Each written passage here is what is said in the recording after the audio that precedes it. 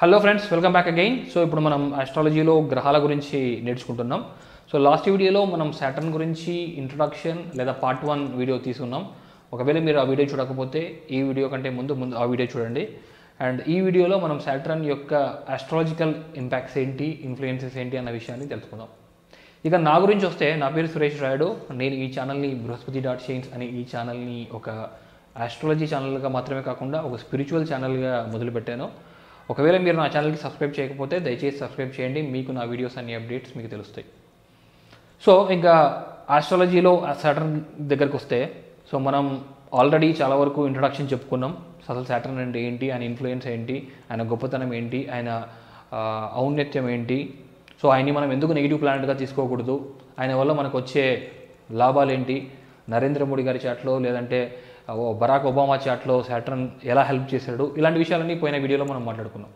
So ఈ వీడియోలో ప్యూర్గా ఆస్ట్రాలజికల్ పరంగా సాటర్న్ ఎలాంటి రిజల్ట్స్ ఇస్తాడు అన్న విషయాన్ని తెలుసుకుందాం. సో ఫస్ట్ ఆఫ్ ఆల్ వచ్చేసి, సాటర్న్ని ఆస్ట్రాలజీలో లార్డ్ ఆఫ్ కర్మ అంటాం. అంటే ఒక కర్మాధిపతి.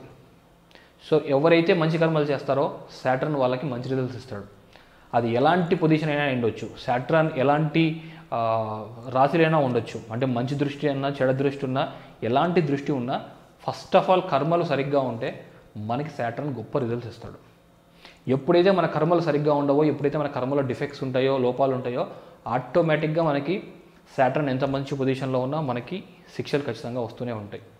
ఎందుకంటే సాటర్న్ అనేవాడు ఒక ధర్మాధిపతి, ఒక ధర్మరాజు. మనకి చనిపోయిన తర్వాత యమధర్మరాజు అయితే, చనిపోక ముందు మనకి శని ధర్మరాజు అని చెప్పొచ్చు. సో శనీశ్వరుడే మనకి ధర్మరాజు. సో కర్మలు సరిగ్గా ఉంటే సాటర్న్ నుంచి వచ్చే రిజల్ట్స్ అమేజింగ్గా ఉంటాయి. కర్మలో లోపాలు ఉంటే ఆటోమేటిక్గా సాటర్న్ నుంచి వచ్చే రిజల్ట్స్ భయంకరంగా ఉంటాయి. సో ఆ తర్వాత సాటర్న్ ఆస్ట్రాలజీ పరంగా చూస్తే ఆయన రెస్పాన్సిబిలిటీకి చిహ్నం, అంటే బాధ్యతకు చిహ్నం. సో ఏదైనా సరే మన రెస్పాన్సిబిలిటీస్ అన్నీ ఉన్నాయంటే, సాటర్న్ మంచి పొజిషన్లో ఉన్నా, సాటర్న్ ఎనర్జీస్ మనలో మంచిగా ఉన్నా, ఆటోమేటిక్గా మనం రెస్పాన్సిబుల్గా తయారవుతాం. సో ఏ పని చేసినా దానిలో రెస్పాన్సిబిలిటీ ఉంటుంది. సో ఎంతటి పనైనా, సో ఎలాంటి వర్క్ అయినా లేదంటే రిలేషన్షిప్ అయినా, మనం సాటర్న్ స్ట్రాంగ్గా ఉంటే మనకు రెస్పాన్సిబుల్గా తీసుకుంటాం. అది కష్టం వచ్చినా, నష్టం వచ్చినా, ఇబ్బంది వచ్చినా, లాభం ఉన్నా, నష్టం ఉన్నా, మనం ఒక విషయాన్ని రెస్పాన్సిబుల్గా తీసుకున్నామంటే దానికి కారణం సాటర్నే. సో అదేవిధంగా ఎవరైతే రెస్పాన్సిబుల్గా ఉంటారో, ఎవరైతే ఒక పనిని రెస్పాన్సిబిలిటీస్ తీసుకుంటారో, ఆటోమేటిక్గా సాటర్న్ కూడా వాళ్ళకి హెల్ప్ చేస్తాడు. ఎందుకంటే రెస్పాన్సిబిలిటీ అన్నది మనకి మొదటి కర్మ, మొదటి బాధ్యత అన్నది మనకి మొదటి కర్మ. సో ఎప్పుడైనా సరే మనం ఎలాంటి వాళ్ళమైనా, సో మనం ఒక పొలిటీషియన్ అయితే మన రెస్పాన్సిబిలిటీ ఏందో అది ఫుల్ఫిల్ చేయాలి. అదే మనం కింద స్థాయి ఎంప్లాయ్ అయితే మన రెస్పాన్సిబిలిటీ ఏదో అది మనం చేయాలి. సో అది మంచి చేసినా, మనకి మంచి అయినా చెడైనా, ఒకవేళ దానివల్ల మనకి హ్యాపీనెస్ వస్తున్నా, హ్యాపీనెస్ రాకపోయినా, doesn't matter. So if you are responsible for something, we should do that responsibility. So అది మనకి సాటర్న్ నేర్పించేది. సో ఒకవేళ నీకు ఆ పని నచ్చకపోతే ఆ ఉద్యోగం నుంచి బయటికి రావాలే తప్పితే, ఆ ఉద్యోగంలో ఉంటూ రెస్పాన్సిబిలిటీ ఫుల్ఫిల్ చేయకపోతే సాటర్న్ వల్ల ఎఫెక్ట్స్ అడ్వర్స్గా ఉంటాయి. So first thing lord of కర్మ, లేదా సెకండ్ థింగ్ వచ్చేసి రెస్పాన్సిబిలిటీ. సో సాటర్న్ ఆస్ట్రాలజీలో ఇచ్చేది రెస్పాన్సిబిలిటీ. సో ఆ తర్వాత సాటర్న్ మంచిగా ఇచ్చేది ఏంటంటే పేషెన్స్, ఓపిక, సహనం. సో అసలు సాటర్న్ అనేవాడే ఒక రాశిలోంచి ఇంకో రాశిలోకి మూవ్ అవ్వడానికి 2.5 సంవత్సరాలు తీసుకుంటాడు. అదే సూర్యుడి చుట్టూ తిరగడానికి ఆల్మోస్ట్ 27 సంవత్సరాలు తీసుకుంటాడు. అంటే చాలా స్లో మూవింగ్ ప్లానెట్ అనమాట. సో ఆయన అక్కడ స్లో మూవ్ అవుతున్నాడో లేదో తెలియదు, కానీ మనం జనరల్గా మన భూమితో పోలిస్తే సాటర్న్ చాలా స్లోగా మూవ్ అవుతుంటాడు. సో కాబట్టి అంత స్లోగా మూవ్ అయ్యే ప్లానెట్ ఏం చేస్తాడంటే మనకి పేషెన్స్ ఇస్తాడు. సో ఎప్పుడైనా సరే మనకి సాటర్న్ నుంచి రావాల్సిన రిజల్ట్స్ ఏమన్నా ఉన్నాయి అంటే అవి ఆటోమేటిక్గా మనకి తొందరగా రావు. కొంతమందిలో అయితే సాటర్న్ రిజల్ట్స్ రావడానికి 35 ఏళ్ళు పడుతుంది. 35 ఇయర్స్ దాకా సాటర్న్ యొక్క రిజల్ట్స్ సరిగ్గా రావు అనమాట. సో దానికి కారణం ఏంటంటే సాటర్న్ అనేవాడు చాలా స్లోగా మూవ్ అవుతూ ఉంటాడు. సో ఆయన కష్టాలు ఇచ్చినా స్లోగా ఇస్తాడు, అదే సుఖాలు ఇచ్చినా స్లోగా ఇస్తాడు. కానీ ఆ స్లోగా ఇచ్చేది ఏంటంటే చాలా స్టేబుల్గా ఇస్తాడు అనమాట. సో అందుకనే సాటర్న్ ఇంకో విధంగా చెప్పాలంటే పేషెన్స్తో పాటు స్టేబుల్ ప్లానెట్ అనమాట. సో మనిషి యొక్క స్టెబిలిటీకి, చెక్కు చెదరని తత్వానికి కారణం ఎవరు అంటే సాటర్న్. సో సాటర్న్ స్ట్రాంగ్గా ఉన్న వాళ్ళు చెక్కు చెదరరు. వాళ్ళకి కష్టాలు స్లోగా వస్తాయి, ఇబ్బందులు స్లోగానే వస్తాయి, సుఖాలు స్లోగానే వస్తాయి. సో అందుకే మనకి శని 7.5 ఏలినాటి శని కూడా మనకి 7 సంవత్సరాలు ఉంటుంది. సో ఆ 7 సంవత్సరాల్లో మనకి ఎప్పుడు స్టార్ట్ అయిందో కూడా మనకు తెలియదు. స్లోగా మనకి ఒక 2 సంవత్సరాలలో అన్ని ఇబ్బందులు, అన్ని కష్టాలు వచ్చేస్తూ ఉంటాయి. అంటే మనం చేసుకున్న పాత కర్మలను బట్టి మనకి ఇబ్బందులు వస్తూ ఉంటాయి, దానికి పనిష్మెంట్స్ వస్తూ ఉంటాయి. సో మొదటి 2.5 సంవత్సరాల్లో ఆటోమేటిక్గా మనకి స్లోగా 2.5 సంవత్సరం అయిపోగానే మనకి అన్ని ఇబ్బందులు వచ్చి మీద పడిపోతాయి, ఒకవేళ మన కర్మలు సరిగ్గా లేకపోతే అంతకుముందు. సో ఆ తర్వాత ఆ కర్మలన్నీ క్లియర్ అయిపోయి, మన పనిష్మెంట్స్ అన్నీ క్లియర్ అయిపోయి స్లోగా మళ్ళీ ఆయన మంచి చేయడం స్టార్ట్ చేస్తాడు. సో ఆ 5 సంవత్సరాలు అయిపోయిన తర్వాత, 7.5 సంవత్సరాలు అయిపోయిన తర్వాత స్లోగా మన రిజల్ట్స్ కూడా మంచిగా ఉంటాయి. సో మనకి ఏం చేసినా స్లోగా చేస్తాడు కాబట్టి ఆయన మనకి పేషెన్స్ నేర్పిస్తాడు. సో సాటర్న్ ఎవరికైతే స్ట్రాంగ్గా ఉంటాడో వాళ్ళలో చాలా పేషెన్స్ ఉంటుంది, చాలా ఓపిక, చాలా సహనం. వాళ్ళు ఏ విషయానికైనా ఎదురు చూడగలరు, ఫ్రస్ట్రేషన్ అంటూ ఉండదు. అసలు ఫ్రస్ట్రేషన్ వచ్చింది అంటే సాటర్న్ సరిగ్గా లేనట్టే. సో సాటర్న్ వీక్ అయిపోయాడంటే ప్రతి దానికి ఫ్రస్ట్రేట్ అయిపోతాం. సాటర్న్ స్ట్రాంగ్గా ఉన్నాడంటే ఫ్రస్ట్రేషన్ అన్న మాటే ఉండదు. ఎన్ని ఇబ్బందులు వచ్చినా, ఎన్ని కష్టాలు వచ్చినా చెక్కు చెదరకుండా హుందాగా ఉంటారు. అంటే చాలా కూల్గా ఉండే యాటిట్యూడ్ ఇచ్చేవాడు ఎవడు అంటే సాటర్న్. ఎలా అయితే మనకి ఇంకో విధంగా చెప్పాలంటే, ఇప్పుడు మన చేతుల్లో ఉన్న ఇబ్బందులకి, మన చేతుల్లో ఉన్న కష్టాలకి మనం పోరాడే శక్తినిచ్చేవాడు మార్స్, అంటే కుజుడు. సో ఎవరికైతే కుజుడు స్ట్రాంగ్గా ఉంటాడో వాళ్ళు వాళ్ళ చేతుల్లో ఉన్న ఇబ్బందుల్ని బాగా ఎదుర్కోగలరు. అదే వాళ్ళ చేతుల్లో లేని ఇబ్బందులు వచ్చాయనుకోండి, వాళ్ళు ఏం చేయలేరు. అదే సాటర్న్ ఇచ్చేది ఏంటంటే మన చేతుల్లో లేని ఇబ్బందులు కూడా తట్టుకునే శక్తినిచ్చేవాడు సాటర్న్. సో కొన్ని ఇబ్బందులు మన చేతుల్లో ఏమీ ఉండవు, మన ప్రణయమే ఉండదు. మనం ఎవరికో డబ్బులు ఇస్తాం, వాళ్ళు తిరిగి ఇవ్వరు, లేదా మనం చేయని తప్పుకి మనకి నిందలు వస్తూ ఉంటాయి. సో మన చేతుల్లో ఉండవు, మనం ఏమీ చేయలేము, కానీ మనకు ఆ ఇబ్బంది వస్తూ ఉంటుంది. సో దానికంటూ సొల్యూషన్ అంటూ ఏమి ఉండదు. సో అలాంటి సొల్యూషన్స్ని ఓవర్కమ్ చేయగలిగేవాడు ఎవరంటే సాటర్న్. సో ఎవరికైతే సాటర్న్ స్ట్రాంగ్గా ఉంటాడో వాళ్ళు ఆటోమేటిక్గా వాళ్ళకి ఎన్ని ఇబ్బందులు వచ్చినా అది వాళ్ళ చేతుల్లో ఏమీ ఉండదు, ఓపిక్గా, సహనంగా టైం కోసం వెయిట్ చేస్తారు, ఆటోమేటిక్గా మంచి రిజల్ట్ వచ్చేస్తుంది. అదే సాటర్న్ వీక్ అయిపోతే ఎప్పుడైతే మనకి ఇబ్బంది వచ్చిందో అది మన చేతుల్లో లేకపోతే ఆటోమేటిక్గా ఫ్రస్ట్రేట్ అయిపోవడం, కంగారు పడిపోవడం, బాధపడడం, డిప్రెషన్లోకి వెళ్ళిపోవడం, భయపడిపోవడం. సో ఇవన్నీ రావడానికి కారణం ఏంటంటే సాటర్న్ మనకి ఇవన్నీ పేషెన్సే అనమాట, సాటర్న్ సరిగ్గా లేకపోవడం వల్ల.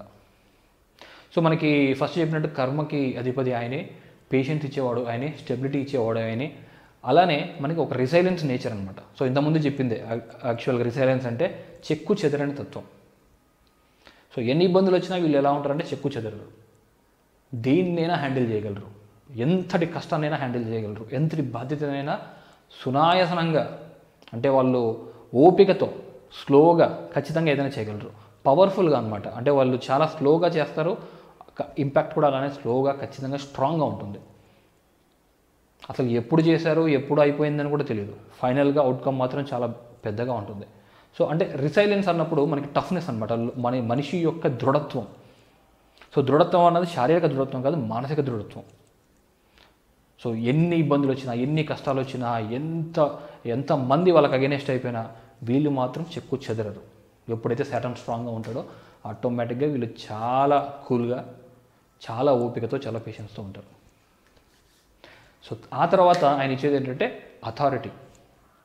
సో మనం అనుకుంటూ ఉంటాం సూర్యుడే జనరల్గా అథారిటీ ఇస్తాడని, అది నిజమే, సూర్యుడు ఖచ్చితంగా అథారిటీ ఇస్తాడు. సో సూర్యుడితో పాటు అథారిటీ ఇచ్చేవాడు ఎవడు అంటే సాటర్న్. ఎందుకంటే ఆయన కూడా సూర్యపుత్రుడే, ఆయన కూడా రాజకొడుకే. సో ఆయన కూడా అథారిటీ ఇస్తాడు. ఈయన ఇచ్చే అథారిటీ ఎలా ఉంటుందంటే స్లోగా వస్తుందన్నమాట.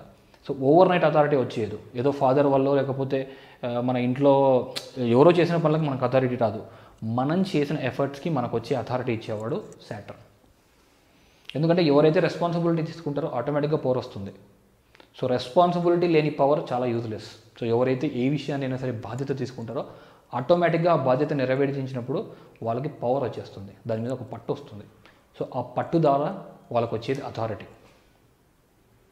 సో పెద్ద పెద్ద ప్రెసిడెంట్స్ కానివ్వండి, పెద్ద పెద్ద వాళ్ళు చాలా వరకు ఫేమస్ సక్సెస్ఫుల్ పీపుల్లో సాటర్న్ ఇన్ఫ్లుయెన్స్ చాలా వరకు ఉంటుంది. సో వాళ్ళకి ఎందుకంటే వాళ్ళు బాధ్యతలు సరిగ్గా చేసింటారు, రెస్పాన్సిబిలిటీ సరిగ్గా తీసుకుంటారు, ఆ రెస్పాన్సిబిలిటీతో ఆటోమేటిక్గా సాటర్న్ అథారిటీ ఇచ్చేస్తాడు. సో అథారిటీ ఎలా ఉంటుందంటే చాలా లాంగ్ లాస్టింగ్ అథారిటీ ఉంటుందన్నమాట. ఒక లెగసీ క్రియేట్ చేసేవాడు కూడా సాటర్నే.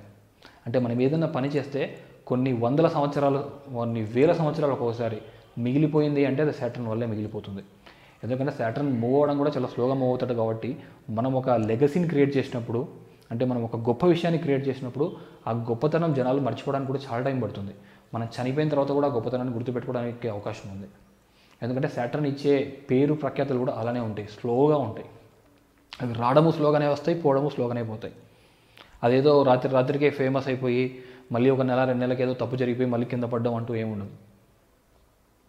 ఫేమస్ అవ్వడానికి టైం పడుతుంది, అలానే వాళ్ళకి ఆ ఫేమస్ జనాలు మర్చిపోవడానికి టైం పడుతుంది.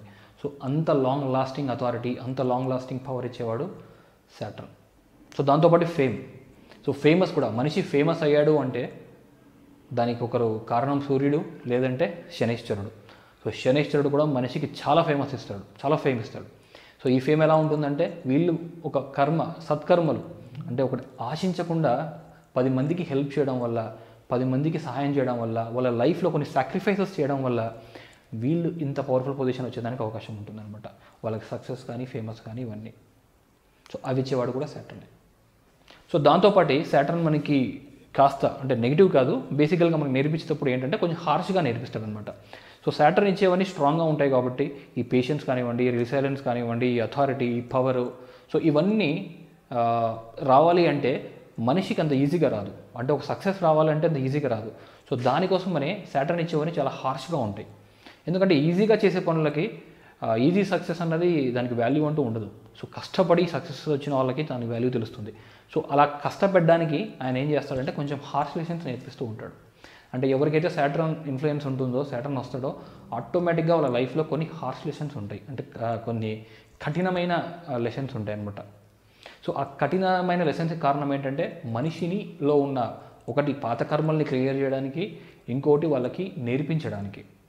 అంటే వాళ్ళకి ఒక పవర్ ఇచ్చే ముందు ఇలాంటి కష్టాలు ఎందుకు ఇస్తాడు అంటే ఆ పవర్ యొక్క వాల్యూ తెలియాలి. సో ఆ కష్టపడే తత్వాన్ని, ఆ హార్ష్ లెసన్స్ ఇచ్చేవాడు సాటర్న్. సో ఎవరికైతే, అందుకే సాటర్న్ ఉన్న వాళ్ళందరూ చాలా వరకు కష్టపడాల్సి వస్తుంది.